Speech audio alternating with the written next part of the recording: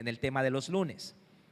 Y hoy vamos a ver la quinta parte y la última parte. Con esta terminamos esta serie, que me parece importante pues tener la base doctrinal de lo que es todo el mover del Espíritu Santo, porque a veces solamente tenemos la parte experiencial, la presencia de Dios, la parte emocional, pero necesitamos la parte doctrinal también.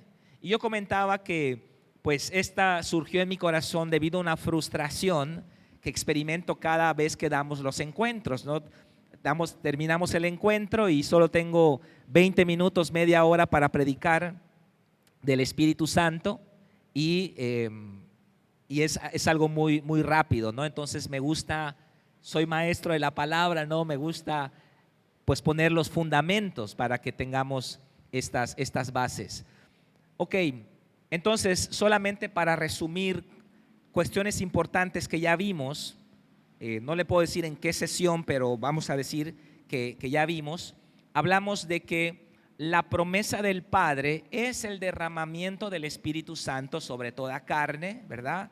Hablamos de que es una promesa para todos los creyentes.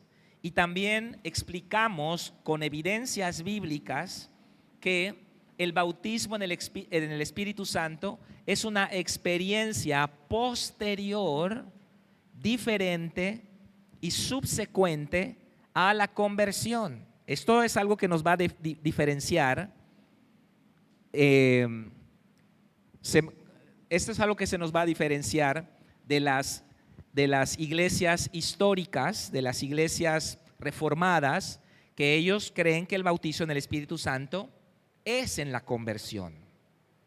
Vimos también el caso de los samaritanos, que ya era Hechos capítulo 8, que ya eran convertidos, que ya eran creyentes, incluso ya estaban bautizados, pero no había venido sobre ellos el Espíritu Santo. Ya eran salvos. Vimos el caso de Pablo, que 3 días después, Hechos capítulo 9, 3 días después de su conversión, Ananías es enviado por Dios para orar por él, y él dice: hermano Saulo, he sido enviado por Dios para orar por ti, para que seas lleno del Espíritu Santo. Él ya era convertido, él ya era salvo. No estaba bautizado, pero ya era salvo 3 días antes. Y luego fue llenado del Espíritu Santo. Hechos capítulo 10, la casa de Cornelio, aprendimos que los miembros de la casa de Cornelio, ellos es el único caso que vemos en la Biblia donde se convierten y son llenos del Espíritu Santo al mismo tiempo. ¿Okay? Tenemos este caso como una variedad de casos en el libro de los Hechos para que veamos cómo puede pasar. Los samaritanos ya estaban bautizados y luego recibieron el bautismo en el Espíritu Santo.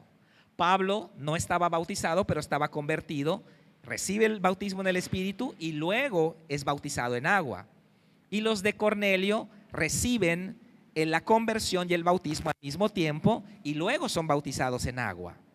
Luego en Hechos capítulo 19 vemos el caso de los efesios, que ellos ya eran creyentes en Cristo, ya eran discípulos, pero no habían recibido la llenura del Espíritu Santo. Entonces Pablo ora por ellos, empiezan a hablar en lenguas y posteriormente son bautizados en agua. No, perdón, acá me equivoqué. Ellos primero son bautizados en agua y luego el apóstol Pablo ora por ellos y son llenos del Espíritu Santo. Entonces podemos ver, tanto en las Escrituras como en nuestra experiencia, que el bautismo en el Espíritu Santo es una experiencia posterior a la salvación. Hay que entender este concepto, ¿ok? También aprendimos que la evidencia externa de ser bautizado en el Espíritu Santo es el hablar en lenguas. Los discípulos en Hechos capítulo 2 ya eran salvos. Juan 20:22 dice que ellos ya tenían al Espíritu Santo, pero no estaban bautizados. En Hechos capítulo 2 son bautizados y dice: empezaron a hablar en otras lenguas según el Espíritu Santo les daba que hablasen. Entonces la evidencia externa, visible, el bautismo en el Espíritu Santo es una experiencia, es algo experimental. Y hay una manifestación externa, hay algo visible que se ve. Por eso los samaritanos, cuando reciben el bautismo en el Espíritu, dice Simón que él vio, en el verso 18 dice que él vio que ellos estaban recibiendo algo y entonces quiso comprar la unción del Espíritu Santo. En la casa de Cornelio, ellos empezaron a hablar en otras lenguas, y en Hechos capítulo 19 con los efesios, ellos empezaron a hablar en otras lenguas. Entonces la evidencia externa de haber sido llenados por el Espíritu Santo es el hablar en otras lenguas. Aprendimos también que vemos dos clases de lenguas, por lo menos en el Nuevo Testamento.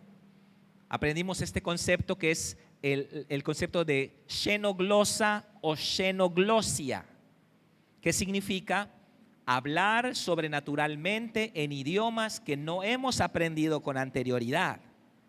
Y explicamos en el tema de las células que no se trata de dar una predicación en otro idioma con estructura gramatical y no es así. Son frases que salían de ellos en otro idioma, de tal manera que los que estaban presentes escucharon.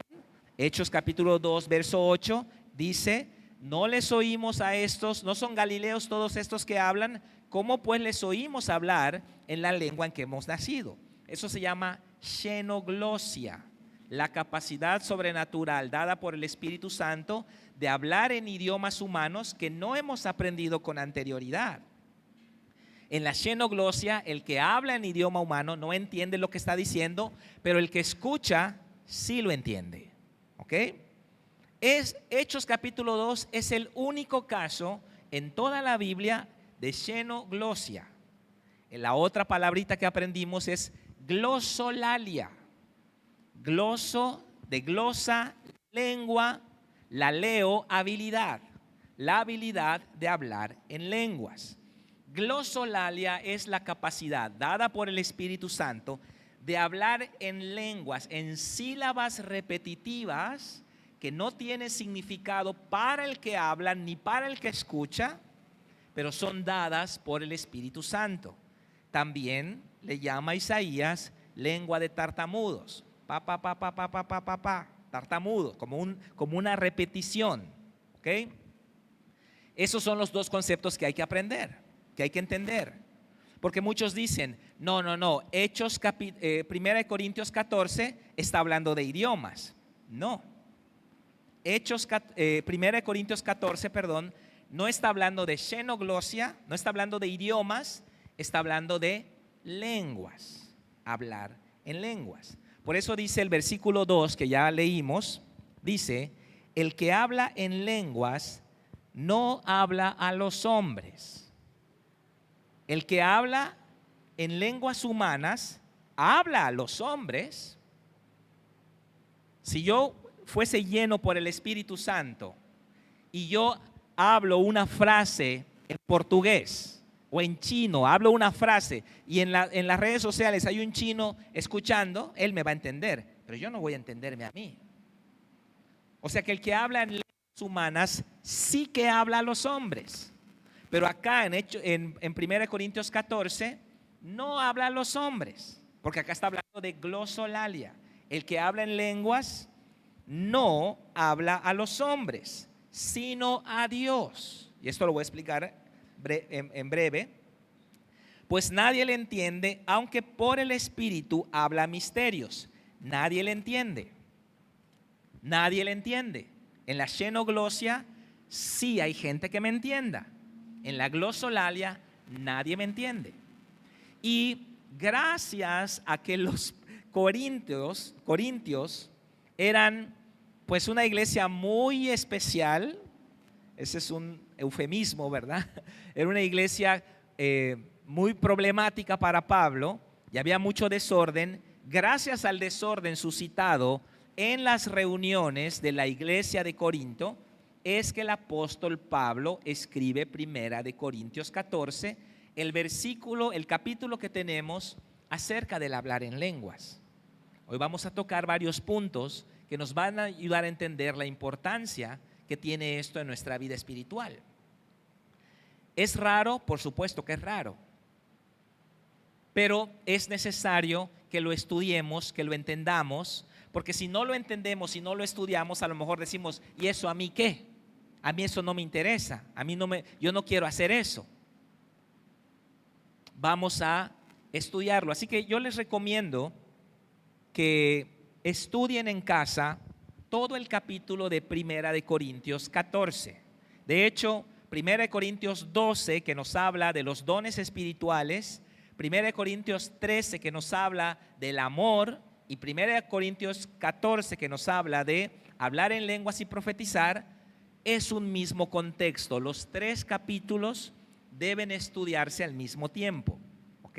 Así que si usted quiere hacer un estudio personal y profundo de este tema, estudie, aparte de los capítulos que ya le dije del libro de los Hechos, Hechos capítulo 2, Hechos capítulo 8, capítulo 9, capítulo 10 y capítulo 19, que habla del bautismo en el Espíritu. También estudie Hechos capítulo 1 Corintios 12, 13 y 14, para tener una idea más amplia acerca del tema. Ok, lo que vamos a hacer hoy es responder algunas preguntas que nos van a ayudar a entender este concepto. Primera pregunta, ¿qué es el hablar en lenguas? ¿Han escuchado el hablar en lenguas?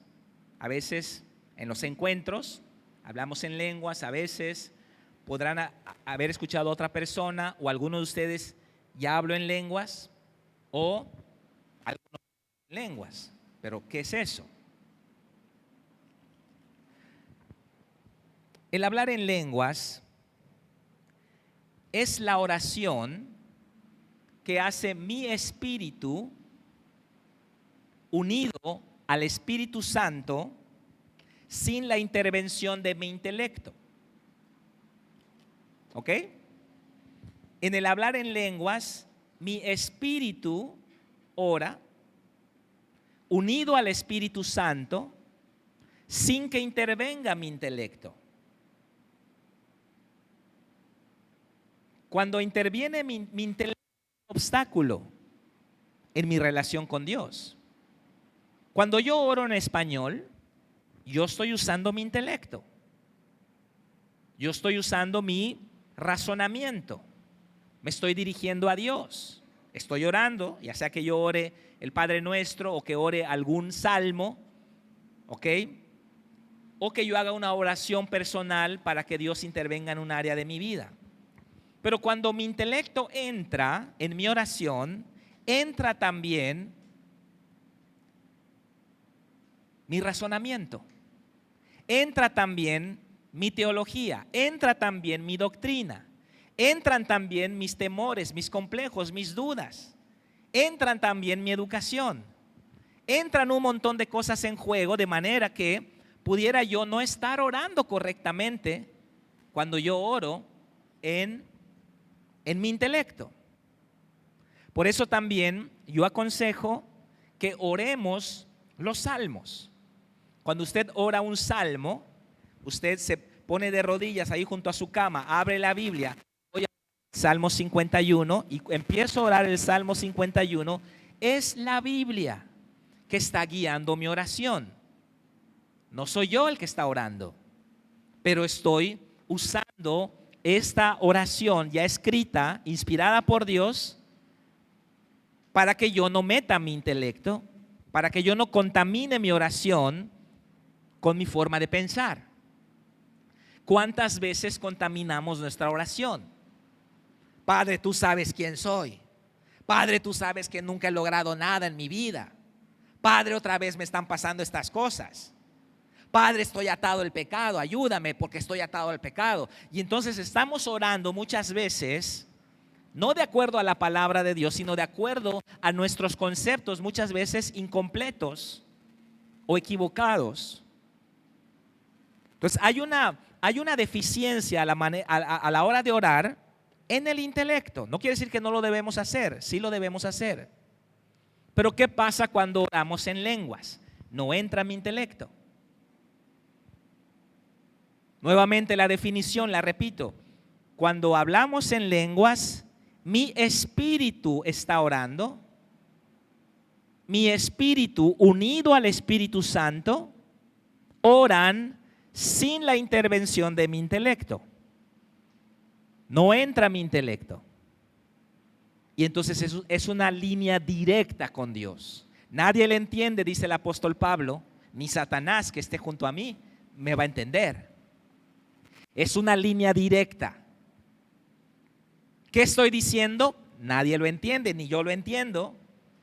Aunque por el Espíritu habla misterios. Estoy hablando misterios.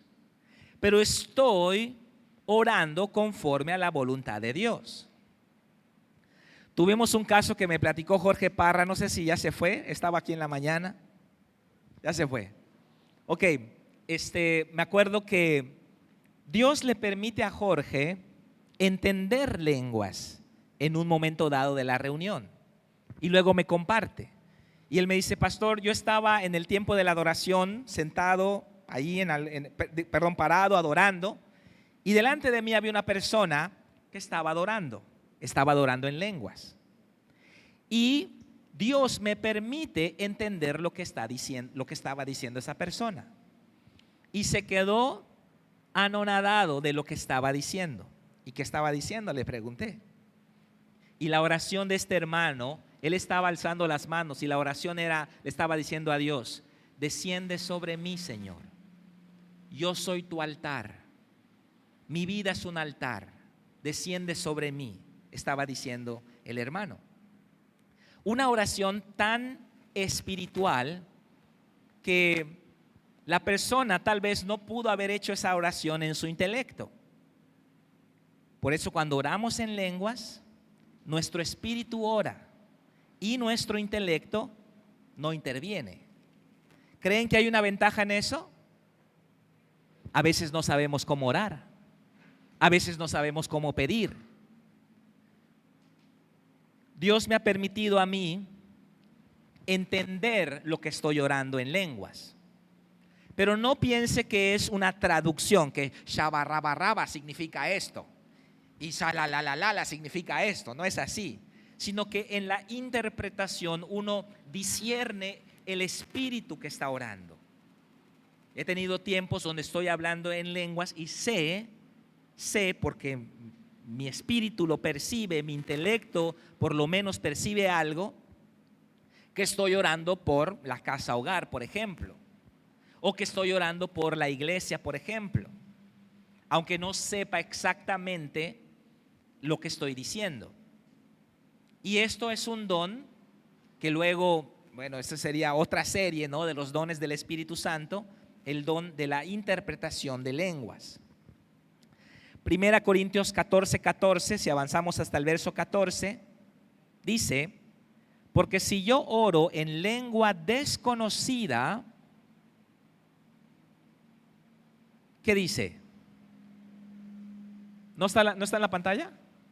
1 Corintios 14:14, porque si yo oro en lengua desconocida, mi espíritu ora, espíritu con E minúscula, está refiriéndose al espíritu de uno, pero mi entendimiento queda sin fruto.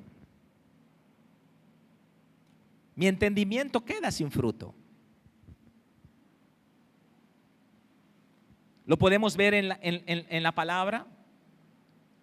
Y también quiero que veamos lo que dice Romanos 8:26. Romanos 8:26. Y de igual manera el Espíritu nos ayuda en nuestra debilidad. Aquí está.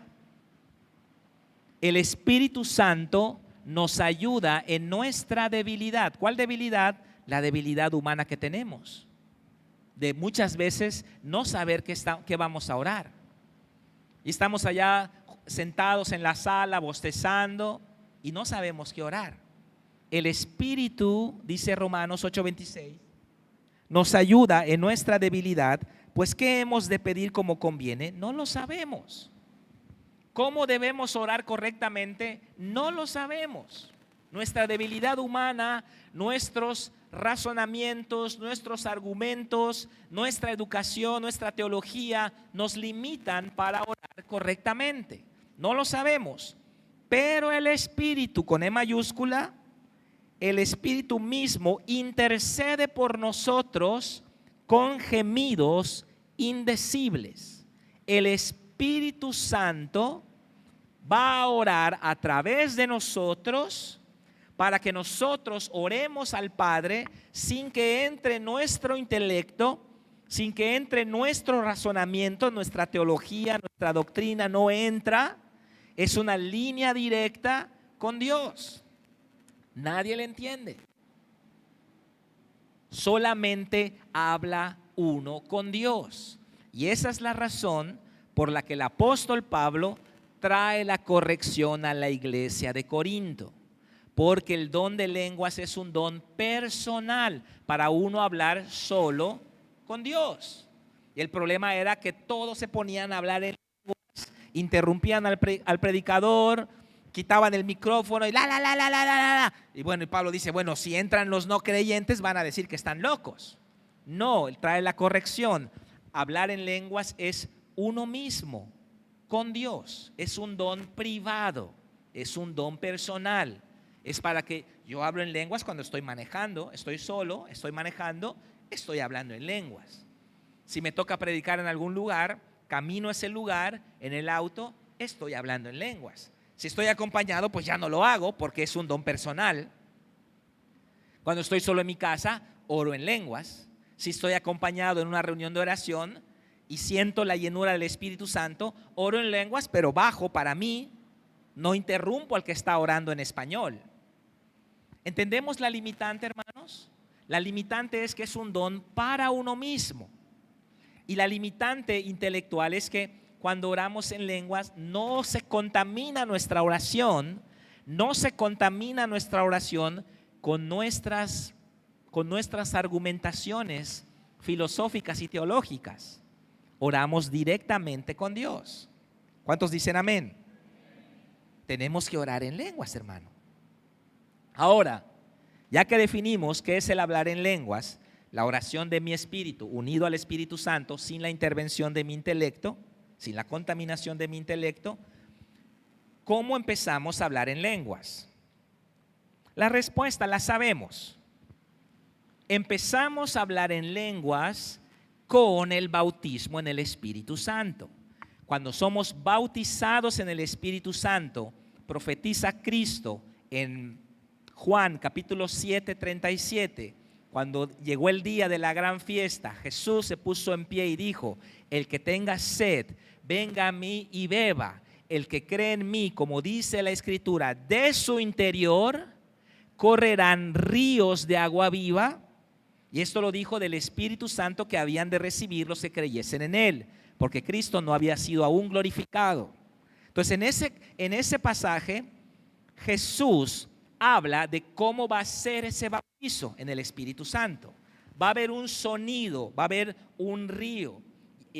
Desde nuestro interior, el Señor va a llenarnos desde nuestro interior y va a rebosar como un río. Será una fuente que salte para vida eterna, le dice a la mujer samaritana en Juan capítulo 4.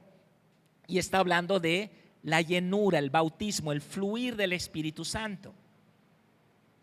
Correrán ríos de agua viva. Desde su interior correrán ríos de agua viva. Así que el bautismo en el Espíritu Santo es lo que marca el inicio de una nueva vida, una nueva etapa en la vida del creyente. Y cuando hay el bautismo del Espíritu Santo, uno empieza a hablar en lenguas. ¿Qué son las lenguas? Son el rebosadero de mi espíritu. Decíamos en las células, ¿verdad? Muchos de ustedes ya lo estudiaron, que la mayoría de los depósitos de agua tienen un rebosadero para evitar que se caiga el agua al piso. Entonces, si usted ve un lavabo en su baño, va a darse cuenta que tiene unos huequitos, unos orificios. Cuando el agua se llena, si se tupe el agua, la sifa, ¿no? Para que no rebose y caiga en el baño, pues se va en el rebosadero. Ese es el propósito del rebosadero, que no se tire el agua. Nuestro espíritu también tiene un rebosadero. Cuando nuestro espíritu se llena, empieza a rebosar el Espíritu Santo en nosotros y el rebosadero es nuestra boca. Pa, pa, pa, pa, pa, pa, pa, pa, pa, pa.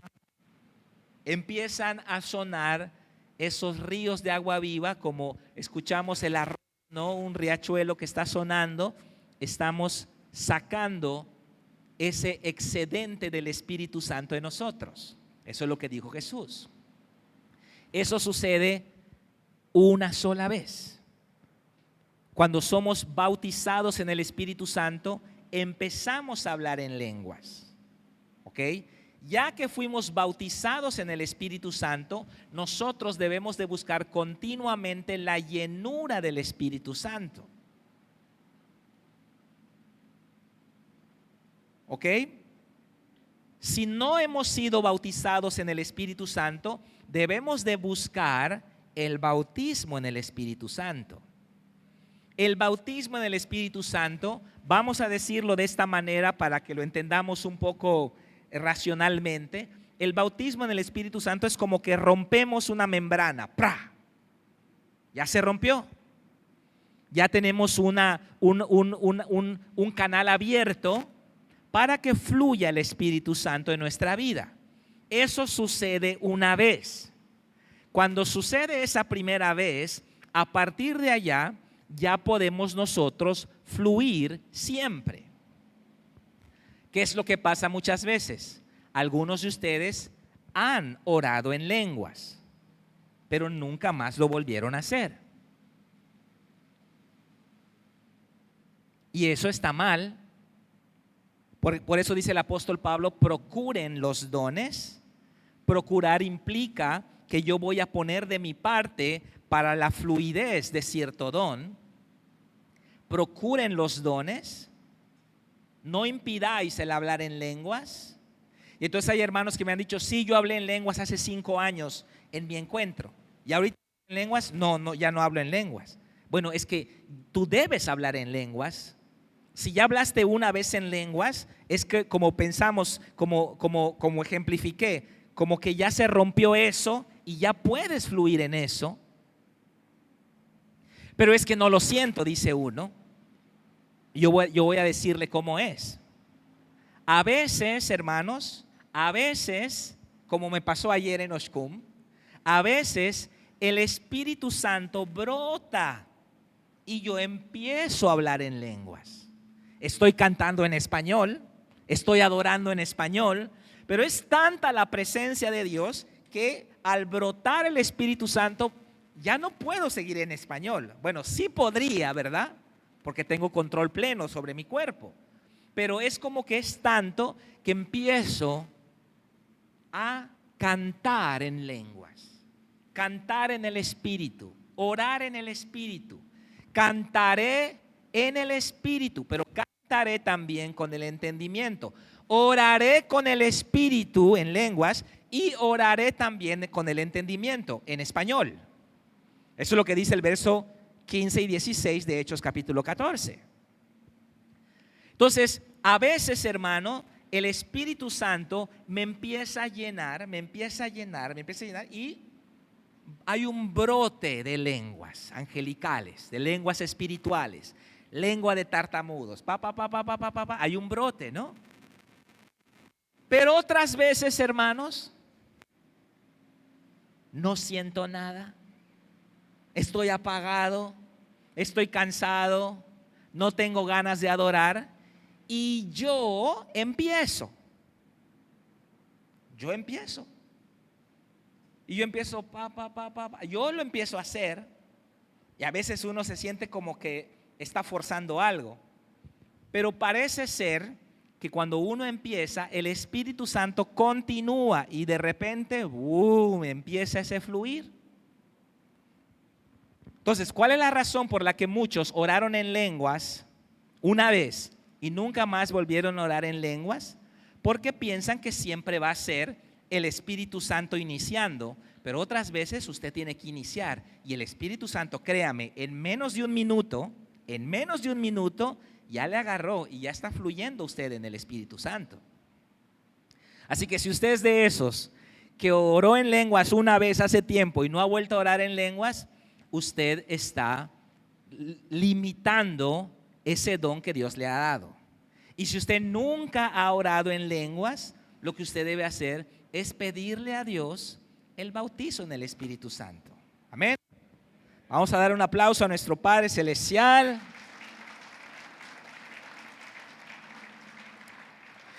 Vamos a terminar con 3 puntos de para qué sirve el hablar en lenguas. Número 1, hablar en lenguas es para orar directamente con Dios sin la contaminación de nuestro intelecto. ¿Ok? Ya lo vimos, Romanos 8:26, el Espíritu nos ayuda, el Espíritu Santo nos ayuda en nuestra debilidad para que pidamos como conviene. El mismo Espíritu intercede por nosotros con gemidos indecibles. Así que ¿para qué sirve el hablar en lenguas? Sirve para que yo ore, hermanos, así, fino, preciso en la voluntad de Dios. Estoy orando precisa la voluntad de Dios. ¿Qué estoy pidiendo? No lo sé. El que habla en lenguas habla misterios. El que habla en lenguas no habla a los hombres ni a uno mismo. Nadie le entiende, ni uno mismo, pero habla con Dios. Así que cuando hablamos en lenguas, estamos orando directamente a Dios, precisamente la voluntad de Dios. Por eso el apóstol Pablo dice, el que habla en lengua extraña pide en oración poder interpretarla. Porque tú estás hablando en lenguas, tú no sabes qué estás pidiendo, pero estás orando conforme a la voluntad de Dios. Amén. Entonces esa es el primer beneficio de orar en lenguas. El segundo beneficio, edificación personal. Edificación personal. 1 Corintios 4:14, el que habla en lengua extraña, a sí mismo se edifica.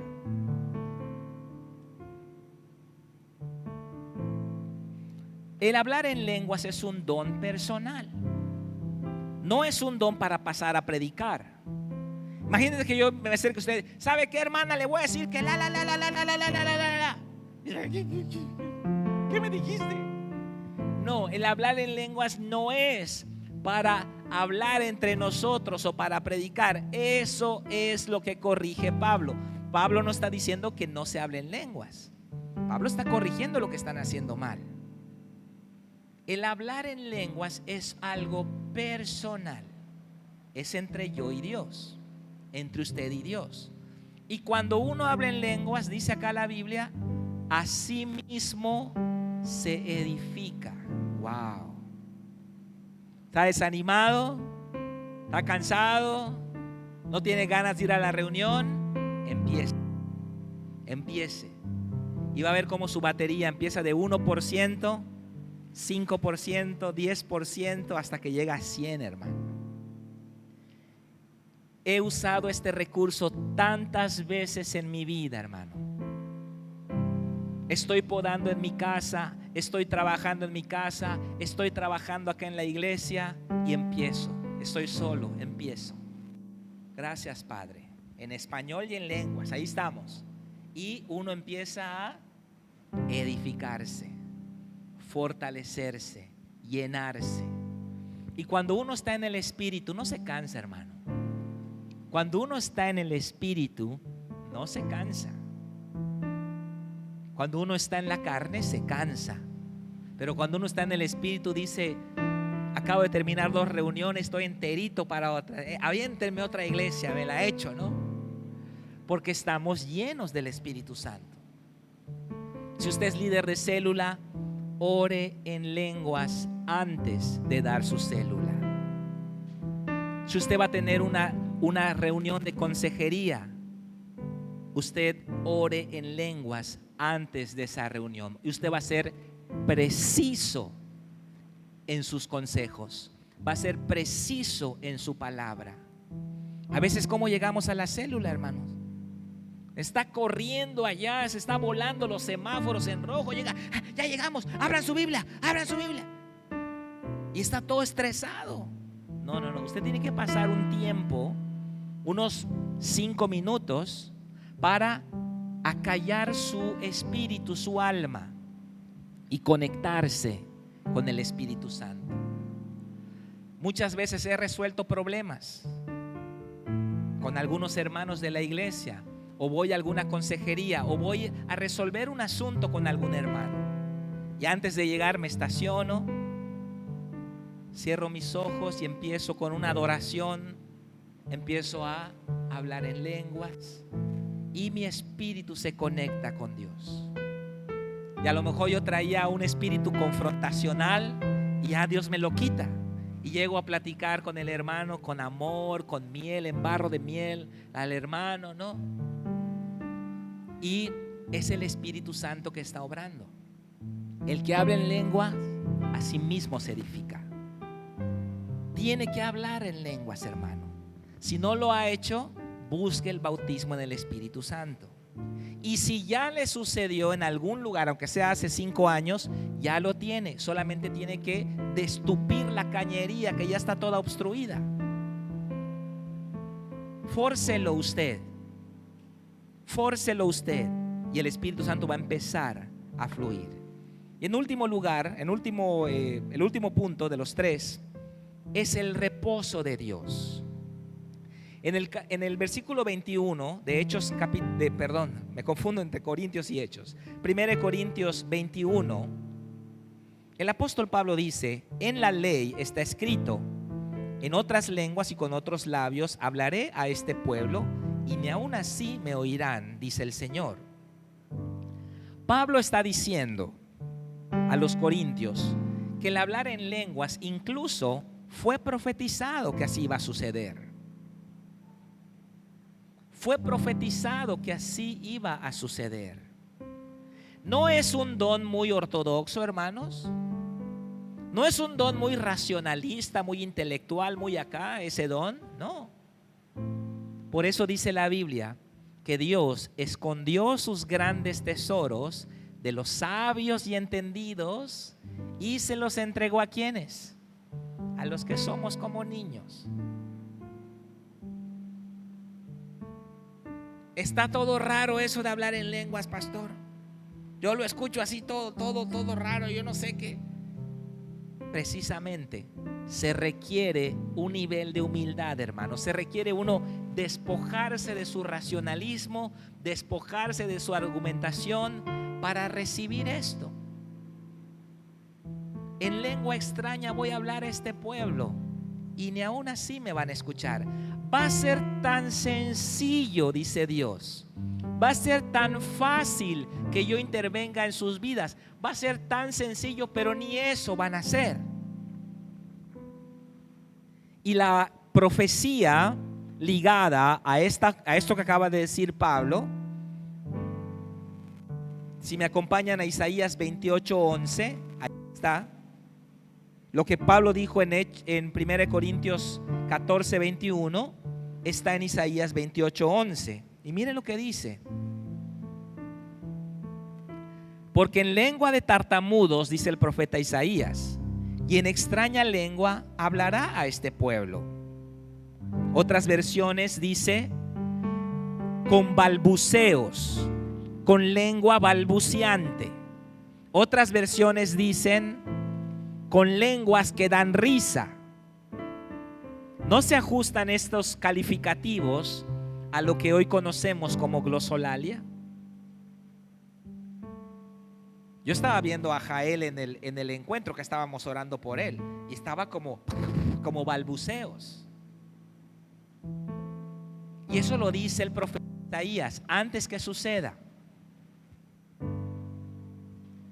Los cuales, verso 12, a los cuales él dijo: este es el reposo, dad reposo al cansado, y este es mi refrigerio, mas no quisieron oír.